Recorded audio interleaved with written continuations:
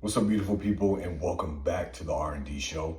We're your hosts. I'm Shad, I'm Ryan. and you're tuned into the R&D show. Yeah. Yeah. Yeah. Hopefully, y'all are feeling good, feeling great, and we're gonna jump into some stuff that we wanted to talk about, and want y'all to chime in on, especially parents, with this first subject, this first topic. We want to. It's really geared toward parents, and also it takes a village, right? So I work in the world of education, and not only that, have a son as well, and I've also been exposed to a lot of teenagers. I have a lot of friends that have teenage children. I have coworkers that have teenage children. I have teenage children in my family, and so I've gotten to see the dynamics of like different teenagers, Gen Z, right? Because we're dealing with Generation Z, and how they operate and govern themselves and attitude, behavior, mannerisms, just all that stuff. And I think that I know for sure that there's been stories of different generations acting certain type of ways. Like, for example, you may have had millennials like us, and maybe you had some millennials who were out of control, right? But at the same time, those millennials, and when I say out of control, I'm talking about as far as their relationship and dynamics with their parents and with adults. They may have talked back or was disrespectful or whatever the case may be. But on the flip side of that, they were a little bit more mature. They were had more work ethic, more driven, more motivation, was able to advocate on behalf of themselves, right? Yes. And things of that nature. So it's like you can't get everything, but there were some things that still took place. And not saying that this outweighs you being disrespectful, but I'm just saying that that's where there was a difference. Speaking from the millennials. Then, of course, you got the baby boomers and so on and so forth. When I think about Gen Z and like some of the stories that I hear, it's interesting because from my observation, and I'm not saying that this is every child, but from the people that I've spoken with and some from also my experience, what I've noticed is that Gen Z can use that mouth for everything except for to advocate on behalf of themselves, to like speak up, to know what type of language and a verbiage to use, to articulate themselves, to have the conversation and communicate. But when it comes to being disrespectful, and things of that nature, I want to argue or talk back, they're good at that. But then require you to advocate on behalf of them, require you to step in to have those conversations with maybe their teachers or their supervisors and so on and so forth, and even sometimes their friends.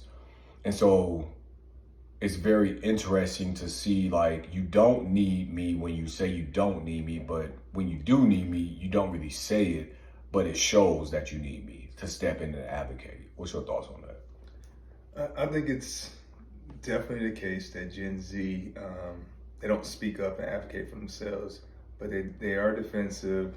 They do have a lot of mouth. They can be disrespectful, but I also believe that as parents and as this generation of parenting, Generation Z, the reason why they may not advocate for themselves is because we have advocated for them. Yeah, so much. And, now they feel that, I don't have to advocate for myself.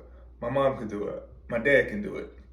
And so, and maybe we have tried to prevent our kids from falling, but we could have been doing them a disservice by not allowing them to space to speak up for themselves when things go wrong, and kind of just stepping in and trying to save them. And therefore, they don't know how to save themselves, or they're reliant on someone else to save them.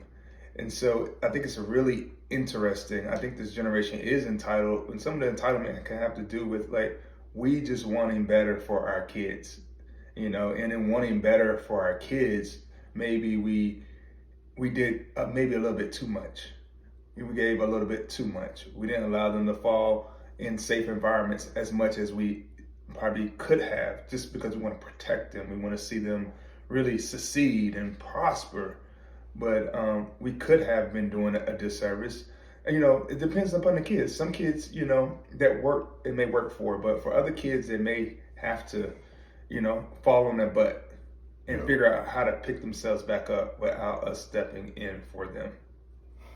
That's a good point that you made, because maybe we didn't allow much space for them to fail Mm-hmm. and to struggle as well, right? Because we wanted to save, we wanted to be the savior of We want them to do everything. better than we did. And We didn't want them to to have those struggle. experiences. Yeah. And not saying that, not based on our experience of struggle, but I'm saying struggling trying to figure out something. Certain things. We just went and just, we don't want them to have to, we didn't give them that space to grow in those spaces. So in a way, we did enable that maturity when it comes to that. Because if you don't give them the opportunity to fail and figure out that there's nothing wrong with failing, you come back stronger, you do better. Or to struggle, there's nothing wrong with struggle, because next time you're going to progress and you're going to be greater than what you was, and you learn from. If we're not giving them those examples and experiences to learn from, then I guess they have nothing to learn from, right? Because especially as a kid, like, you're in a school system, you're in a safe space. It's okay. Someone put this to me the other day. It's like, when a kid is in school, if they fail in school, they can make up for it, especially, but if they fail when they're out in the real world, that could be, they lose their job. It can be tough to come back from there. Yeah. Go to jail, it can be tough to come back from. But allowing them to fail in a safer environment, in a school system where they can just make up a grade, we don't have all the answers. We're all just doing the best that we can, and in some moments, the best that we think we can may not be the best for our child. yeah, and it's kind of like, where do you draw the line? Mm-hmm. So my question to you parents, your moms and dads out there is, what's your boundary?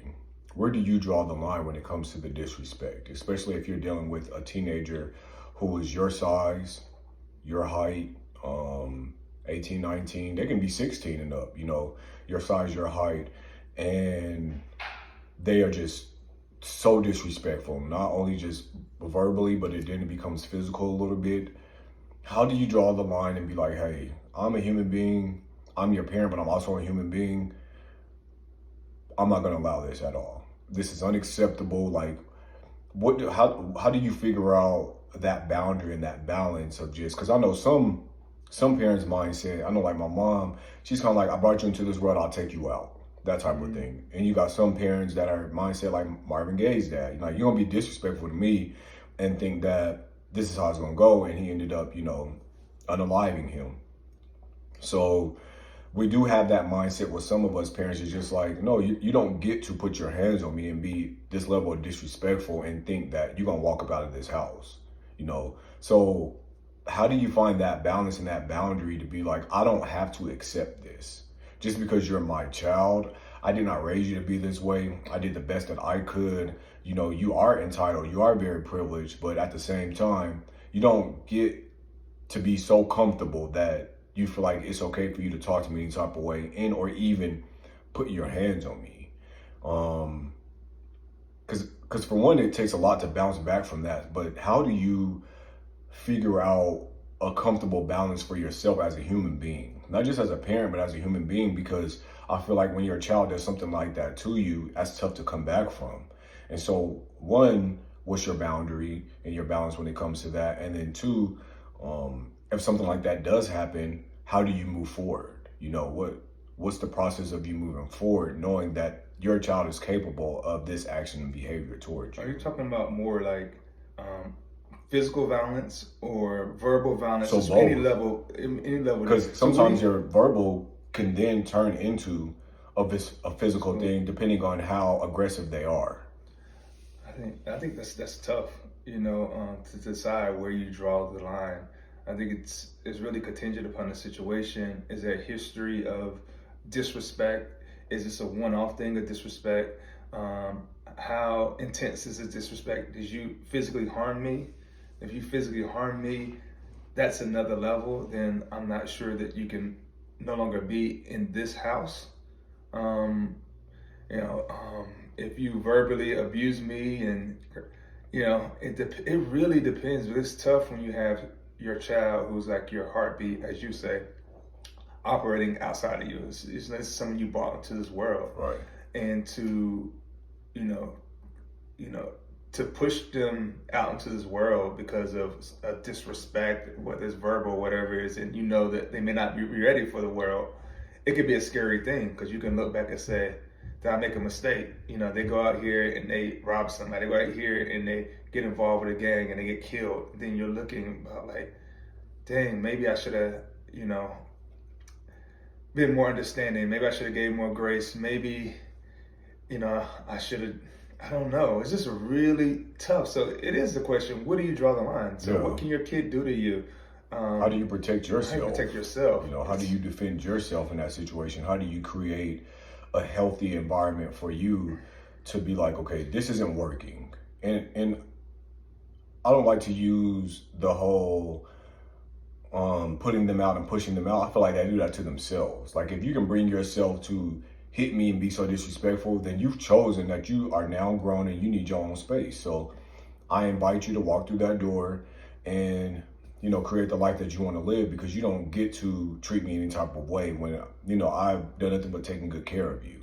And it may not have been up to your liking completely, but I know some kids can have a chip on their shoulder like, well, I mean, didn't you whoop me when I was younger and stuff like that? And it's like, are you serious right now?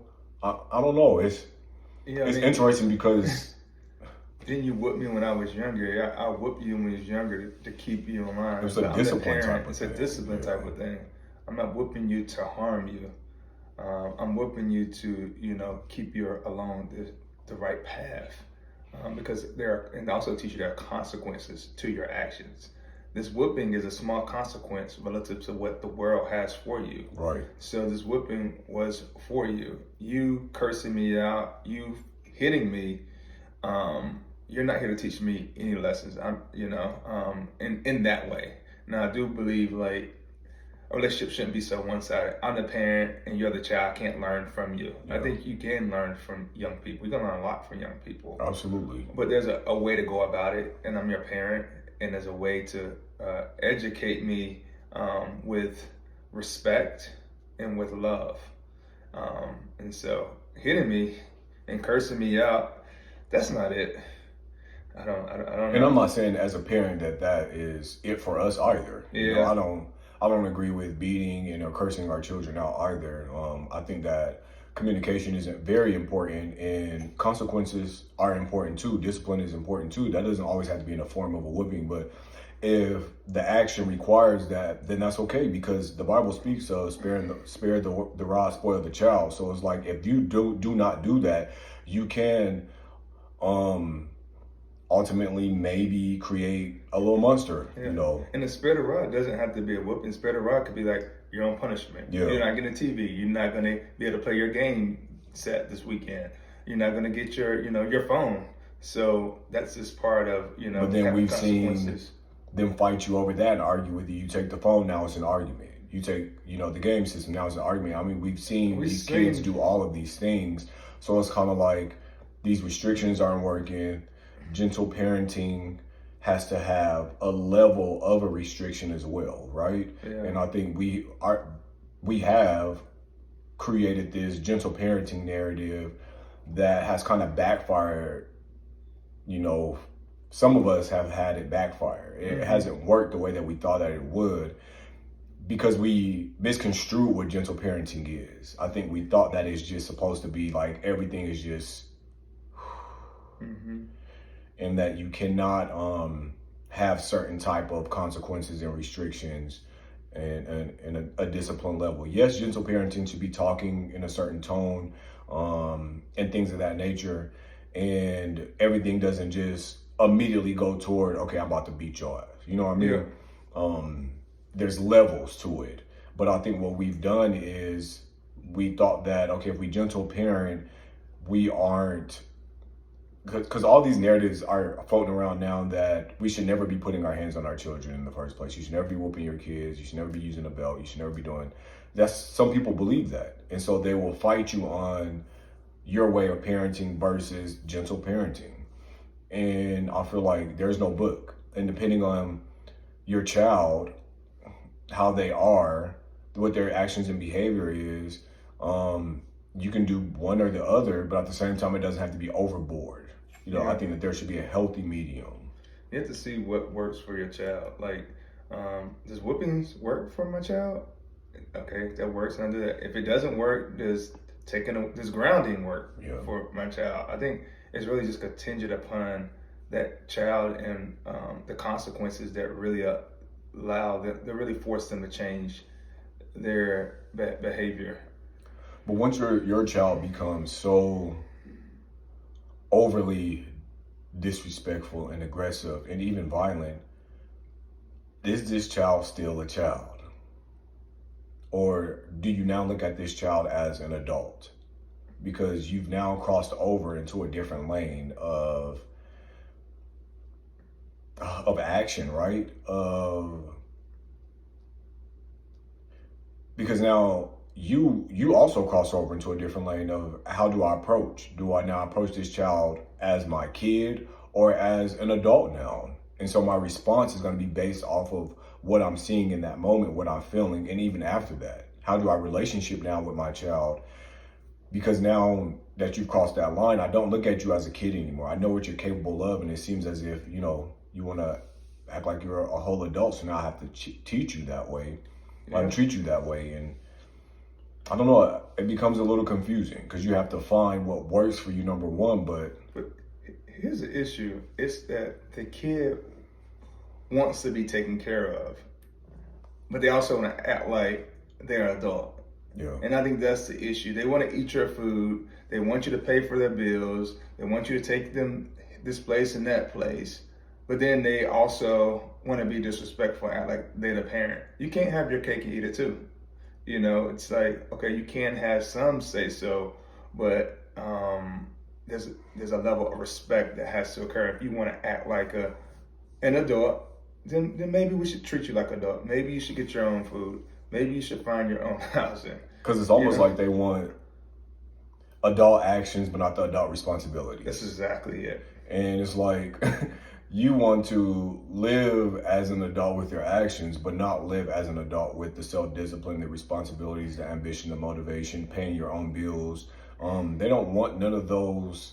They don't want to be tied to none of those responsibilities. They want the freedom of a kid, but actions as an adult, but then no responsibility. It's a lot that they're requiring, and then mentally they're not even prepared to be out in the world. If you're like, hey, this isn't working, you got to find your own place. But I think you got to decide, when do you let them really be an adult and be on their own? And if you keep allowing them to disrespect you and get away with it, they're going to keep doing it until they have certain consequences. And sometimes you have to just trust that, you laid the foundation and they'll come back to that foundation. I've seen, people do, a 180, a full turnaround. A lot of times people only learn through struggle. We don't want our kids to learn through struggle, but sometimes struggle is just the best way for people to learn, and the only way that people learn. Most people learn only most of the time through struggle. So sometimes we gotta let our kids fall on their butt, and hopefully they have that foundation, and then hopefully even if they don't have the foundation, they can come back with grace. Hey mom, hey dad, I had it wrong. I'm not ready for that yet. I apologize. So that's what we hope for. And you're right. Sometimes experience is going to be the best teacher, because I think that we can tell them, we can show them, we can love them so much, we can coddle them, do everything that we can to protect them. But at the end of the day, there's so many outside influences that can be stronger than what you are doing and what you've done.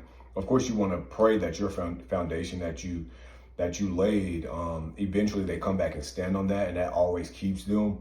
But where do you release? I think that's the tough part, is finding when is it time for me to just be like, okay, so much has been going on, I'm stressing out, and this topic is very near and dear to me, and kind of like emotional, only because I've lost an auntie and an uncle who have been stressed out from their kids.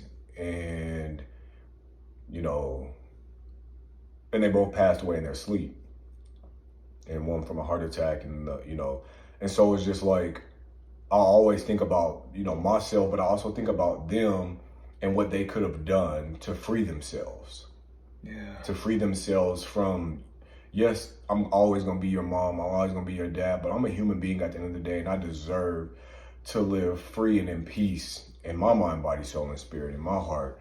And I think that it can be tough to put yourself first because you deserve to live your best life. You deserve not to be treated any type of way just because this is your child. I think that you deserve the same love that you have given them. And sometimes I think us as parents, like I've talked to some parents who said that they just don't feel that love. I have a friend right now, and she's just like, for some reason, and she's emotional all the time because she's like, I've done literally everything, and I'm not understanding why she treats me the way that she treats me, and I just don't feel loved at the end of the day. I just don't feel that love, and that's tough. I think it's tough when you feel like you're doing and you've done so much, not because it's a competition or you felt like you didn't get it, but because they deserve what you've given them because this is just who you are as a parent. Do you think that friend may feel like some sense of guilt, like maybe I did something wrong, so she's trying to get that validation from her child because she may, through trying to be the best parent that she could have done some things that did not serve the child, and she thought they served the child, and so now she is looking for that love back from the child as validation that I am a good parent. She feels like she's overcompensated. She definitely feels like, and I've said this before about myself, I feel like I overparented and overcompensated in some areas. She feels like she's overcompensated and did not give her a space to fall. Yeah. Didn't give her a space to learn some things on her own, to advocate on her own, to really just figure it out. I think a lot of parenting, may go in the wrong direction when we still have our own issues that we're still working through with our own parents, or we still have, attachments, unhealthy attachments, or whatever it may be, and it's playing out in our relationship with our children. So not only I feel like the children have to do the work, but the parents have to do the work, because if you don't do your own work, you're going to be parenting based on your experiences, which is very limiting. And you're going to be trying to give your kid the love that you wish your parent gave you. And so we have to be very careful and do the work ourselves. And that's not all about the kids. Because once you do your own work, you can realize I've done my work, I'm in a healthy space, maybe I can let go in peace. But if you're still struggling with things with your parents, maybe you're still holding on to certain things and so that's crazy you say that. I wasn't gonna say it. I had it here and I was like, I'm just not gonna say it, but then you said it only because I literally just had this conversation earlier. And I said it's so important because when my friend was saying, based off of him not having his dad, things of that nature, I said I realized a long time ago when I found out I was having a son, number one, a child in general, but a son, that what I did not want to do was parent based off of what I did not have. Like I didn't have my dad growing up. So it was important for me to heal that experience, that wound, those chapters in my life. So I had a long conversation with my dad and I forgave him. During that conversation, I said, I'm about to have a son, you're about to have a grandson. And I don't want to go into this, bring him into this world, and I'm still holding on to this little boy who craved a dad, who was craving his dad. I'm a man now, and I'm about to have my own son, and you can't start over with me. There's no way to go back and start over. But what you can do is start over with your grandson. You can be the very best grandpa that you want to be, and it has nothing to do with me and your relationship. It's just about you starting anew with your grandson. And so I needed to free myself from the trauma and all of that, the baggage that I was carrying of feeling left out, feeling like I didn't get what I deserved, in order for me to really create an authentic relationship with my son that wasn't based off of what I did not have. And that was important to me. You know what I mean? Like, that was so important to me. And so I needed to do the work, and that's what I did, because I didn't want it to be a competition. That's what happens, is it can unconsciously become a competition, right? Like, it's not that you're trying to do it, but it's happening that way. You're trying to outdo what you didn't do, what you didn't have, what you didn't get, and what you were craving.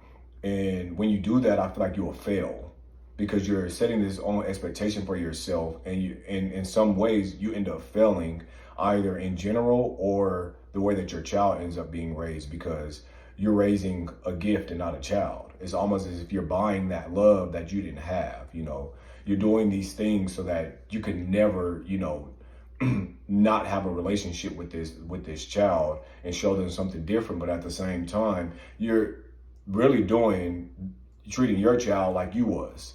You're acting as if your 7-year-old child is really you at 7. Mm-hmm. And so you're pouring into yourself, but that's your child. And it's sometimes that can be a bad thing, it can backfire. And so what I was telling my friend, I was like, it's so important to do the work to unpack whatever that is. And whether you create a new relationship with your dad or mom or don't have one at all, but forgiveness is for you. And when you forgive and you release that, it no longer owns you. And so now with your kids, you get to create authentic experiences and an authentic relationship based off of just however this goes, because there's no book. Day by day, you're learning each other, you're learning your child. Eventually your child starts to learn you, and you're developing this relationship based off of you guys showing up for each other and the presence and, the foundation that's been created. So you're absolutely right. A lot of times when you have not done the work to heal that, it comes out in your parenting.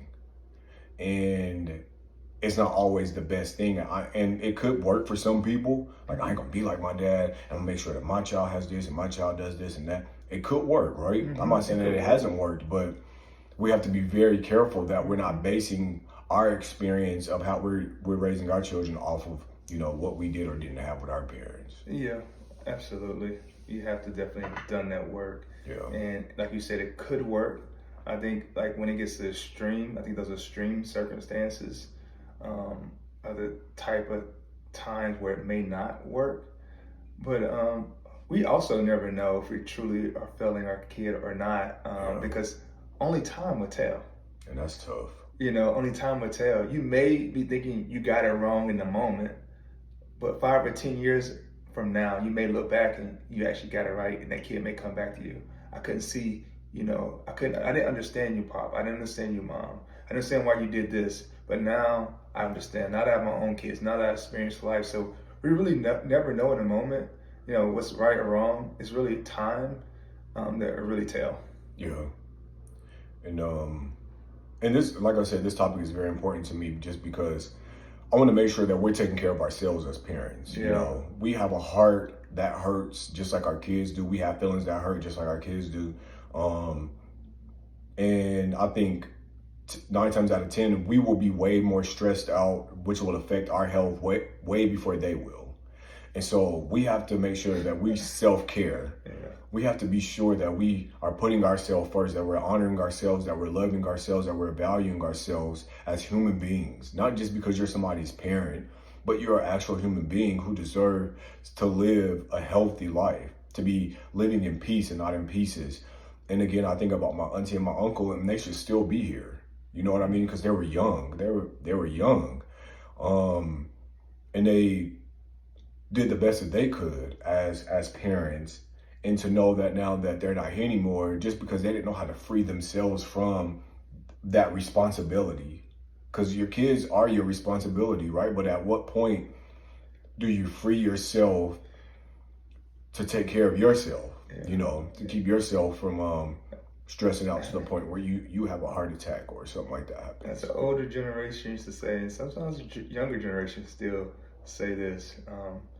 Sometimes you got to put it in God's hands and trust the Lord that things are going to work out, and just having that faith that they're covered, and letting go and letting God. And I know that, like, especially with my auntie, God-fearing woman, and my auntie, like when she had her heart attack and she was found, her hand was actually on the pages of the Bible. She reached for the Bible, and the pages of the Bible were literally grasped in her hand, and they had to, So it's like we have all this faith, and we walk by faith and not by sight, and we believe in the covering, because I know that I plead the blood of Jesus over my son all day, every day, and ask God to just protect him and shield him. But at the same time, as a parent, you still have this feeling, you know what I mean? And until you come to a place of just like, okay, God, give me the peace that passes all understanding. Because I know that there's nothing I can do.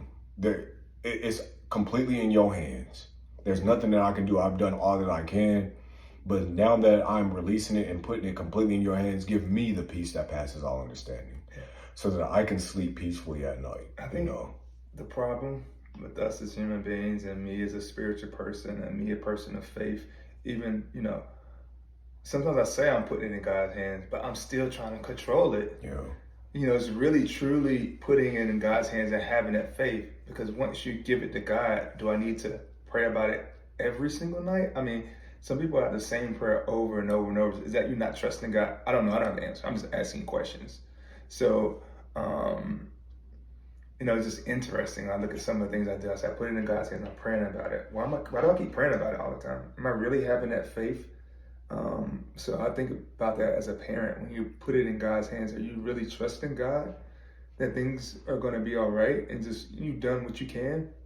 And it goes back to like that serenity prayer. It's basically controlling what you can control. Certain things. God give me strength. God give me the strength to deal with this. I can't control another human being who's outside of me. That's an external thing. And I think that's where we go wrong. We try to control external things. We only can really control elements of ourself, and even elements of myself we can't control, like our health and things of that nature. Those are things that are beyond our control. So it's gaining a level of acceptance. How do I learn to accept this moment and where I am? And how do I trust that things are going to be okay? Because it's about having the courage to change the things that you can change, and the strength to deal with the things that you cannot change, right? Mm-hmm. And sometimes I also say, sometimes you got to change your prayer. You've prayed this way for so long for this to happen. Now it's time to pray a prayer of protection, of peace over you, a prayer of release. Like, God, just help me release so that I'm not feeling it here. I'm not hurting, so that my mind is not racing, and I'm not having these negative thoughts of what could happen and what might, but just give me peace all over that passes all understanding, so that I'm okay. And I'm trusting and believing that you are taking care of all of this, and I'm not going to be worried about that no more, but just give me the peace. Now I'm praying for myself, and sometimes we forget to pray for ourselves. Amen. We be so stuck praying for our children and everything else that we forget to pray for us, because at the end of the day, if anything happens to us, it's us alone. Yeah. And anything happens to the parent, it's going to be that child out on his own. Yeah. And they're going to have you to depend on as well. So, you have to have some level of self-preservation. It's not only just about you, but it's about you being your best self. For your child as well. Absolutely. And not just for yourself. And it's not selfish to put yourself first, especially when it comes to this type of situation. It's not selfish, it's self-full, because you're doing something to honor yourself and to protect yourself and to love on yourself, so there's fullness in that. So that's not selfish at all. Some people look at him like, you're just being selfish. No, I'm being self-full, because I want to live my life. I want to live my best life. I want to have my life, health, and strength. I don't want to be so stressed out that I have high blood pressure, I'm having heart attacks, or, seizures, or panic attacks, anxiety attacks, and I'm walking around in pieces and not in peace. Like, it's important to love on self and self-care as well as parents. It's really interesting. I see a lot of times when parents get older and they need to rely on their kid, sometimes you may not see that child around to get the feedback in them and give them that love and this support. You spend all your life pouring into your child to make sure they have a great life. And then when supposedly the roles are supposed to reverse when you're really supposed to be helping me out, taking care of me during my senior years. That child is still very selfish because they become a selfish human being. And then I think a lot of parents, they have some type of resentment. I pour all this into, and sometimes deep down as parents, you're hoping like, I'm gonna get this in return. When I get older, they're gonna be there for me.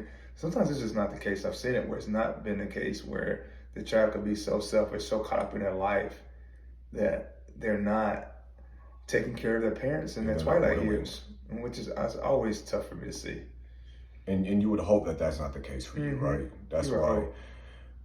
we have to, I don't know where we went wrong, what we're doing right. I don't know. I just feel like it's going to continuously take a village when it comes to children. And you want people to be in your village that are going to help with the progression of things and not regress, So you want to be very cautious about who you allow to be a part of your child's life, because they're influential in some type of way. They're impacting them in some type of way. And so it takes a village of just a little bit of everything, and then also just therapy. I think therapy is important for our children too, because they go through things and they don't open up about everything either. And so even that, therapy is important for that. They can unpack whatever they felt like their experience was of their parents thus far, or just in general, or just their own stuff that they're dealing with. Because these kids don't like to tell us everything. Yeah. A lot of stuff that I learned about my son, I learned through listening to his conversation with his friends. You know, I may have thought that I knew certain things, or I knew for sure I knew certain things, but now I'm learning more stuff just by, listening to how he relationships with his friends. And I'm like, wow, okay, now we need to talk about this, because I didn't even know this. So it takes a village of people to help raise these children. And some of that village is at their schools, some of these villages at church, some of these villages are significant others and partners and friends in the community. So it literally takes a village. And I think that we all we got at the end of the day.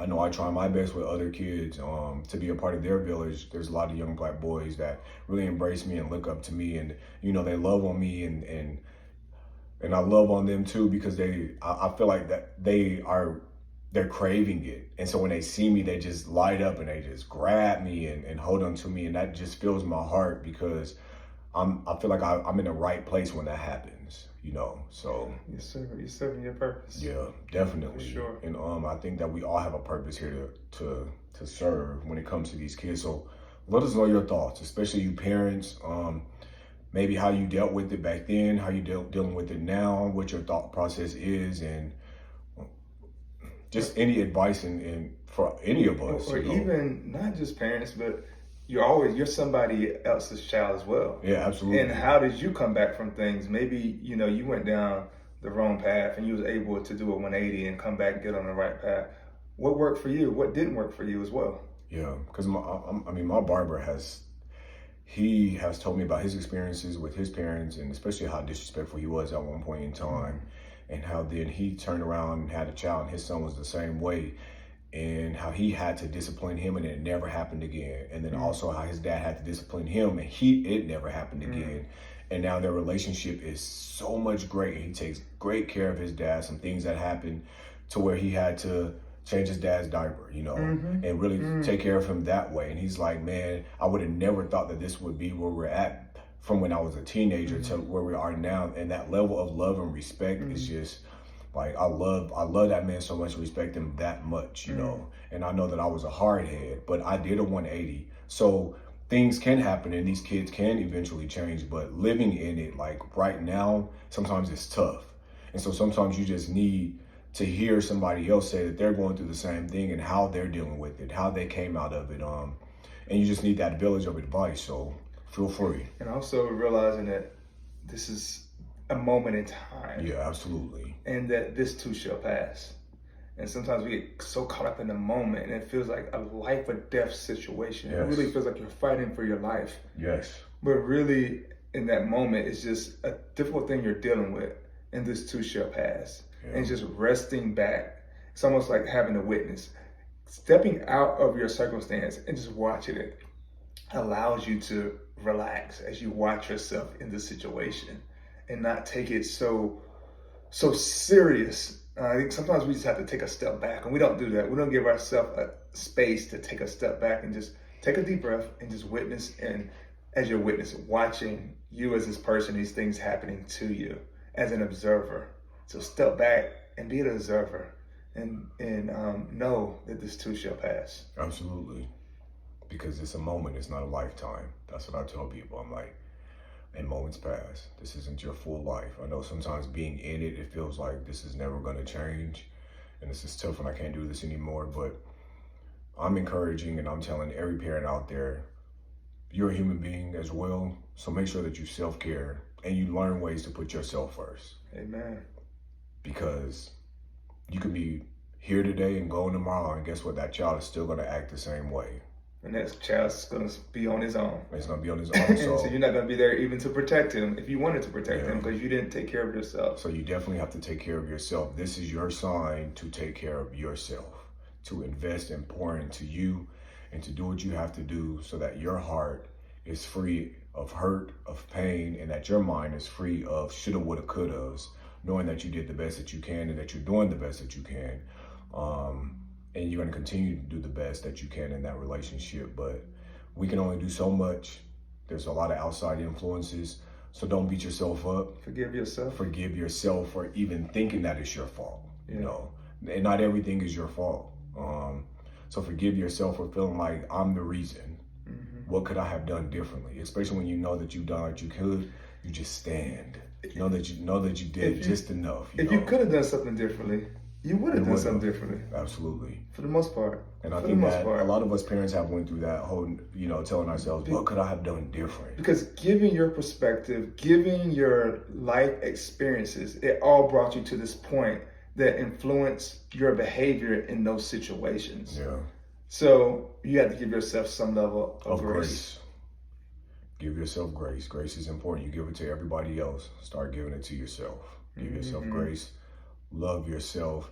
And join in on this conversation. Let us know your thoughts, your opinions, and be honest with how you feel, because this can be a very tough topic. I know I had to catch myself a couple of times from going all the way there. I felt you. Yeah. I felt you.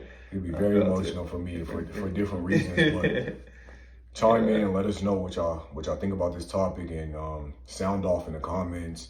Make sure y'all also share this. This is a good video to share on your social media platforms, because there's so many parents that are needing the help, needing the advice, needing to know that it's gonna be okay.